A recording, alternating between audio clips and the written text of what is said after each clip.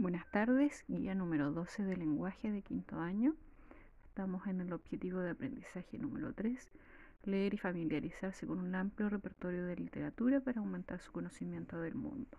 Objetivo, comprender textos poéticos basados en la naturaleza y fauna y conociendo su vocabulario. Van a trabajar en su texto escolar en la página 96 y 97, donde deben responder las preguntas del cuaderno y también acuérdense de copiar el vocabulario.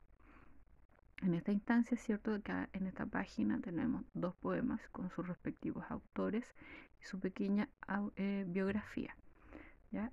Acá donde dice trabajo con palabras, tienen que colocar el significado de la que está en negrita, pero no tienen que buscarla en un diccionario, sino que tienen que ver en el contexto. O sea, aquí en el poema está esa palabra y de acuerdo a lo que dice ahí, tienen que decirme ustedes qué entendieron por ese significado. Luego tenemos otro poema, ¿cierto? Y que tiene que ver con los animales y la cabra y su sonido. Después, vocabulario, que recuerden deben copiarlo en su cuaderno. Y en la siguiente página, ¿cierto? Tenemos un poema ya de la cultura mapuche, donde nos indica sobre un objeto inanimado, que es la piedra, ¿cierto? Dice, las piedras tienen espíritu, dice nuestra gente. Por eso no hay que olvidarse de conversar con ellas. Hay piedras positivas que las machi ponen para que dancen en su cultrún. Y hay piedras negativas que brillan como vidrios y solo dan sombras de luz. Elicura Chihualaf, como dice ahí, poeta mapuche chileno, nacido en 1952. Su obra refleja la percepción del mundo del pueblo mapuche.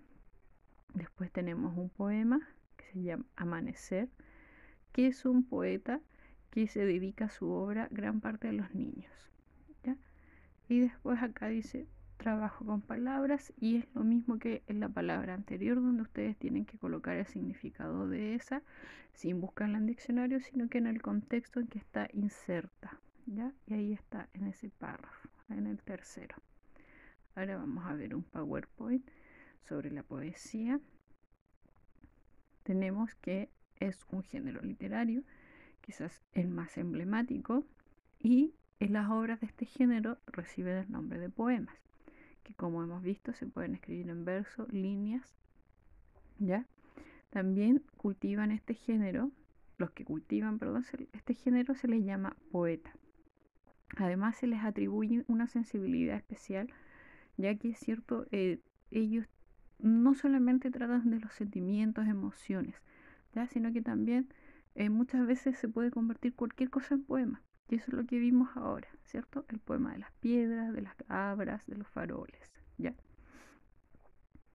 Tenemos, la poesía se distingue de otros géneros literarios, ¿ya? Porque no narra un relato, no discurre sobre un tema, ¿ya? Y tampoco reproduce una situación frente al lector.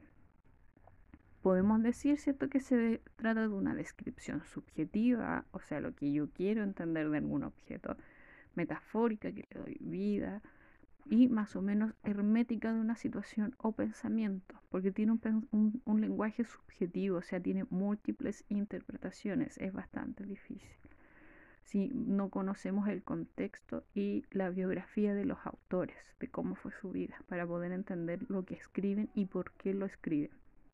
Origen de la poesía. Como la entendemos hoy, tiene sus raíces en la lírica, que consistía en cantos acompañados de música y a veces danza.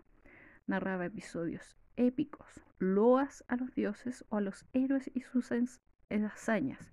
Y esto era para poder transmitir todo esto de generación en generación, para tener en conocimiento de lo que hacía su pueblo, ¿ya? Y como dice ahí, muy cultivado en la Grecia antigua.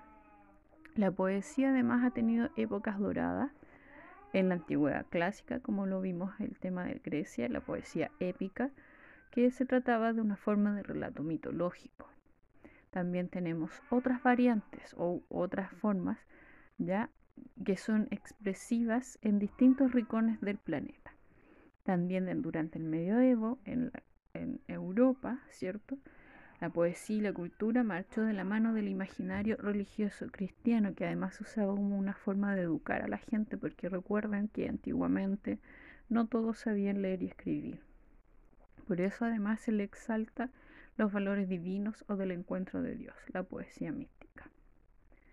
En la época moderna vive distintos momentos de renovación y reinvención, ya con los denominados de vanguardia.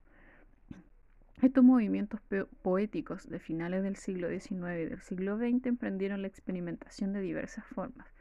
Hoy en día podemos escuchar poemas de distintas cosas, en distintas maneras, incluso convertidas en canciones o videos, ya videos musicales, etc.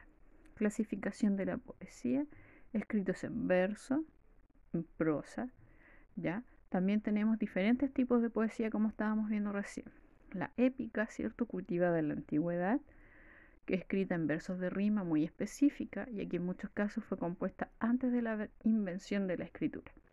Narra eventos mitológicos, heroicos, fundacionales de las culturas antiguas. Poesía mística, ¿cierto?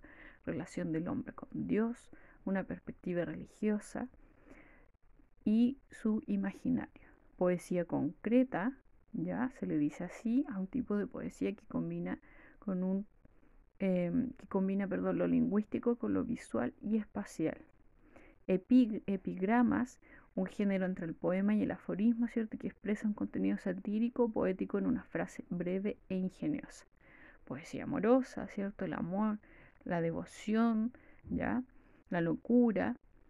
La poesía surrealista, aquella que explora en sus formas y manejos del lenguaje de los bordes de la razón humana y del pensamiento. Eso sería, queridos estudiantes. Nos vemos.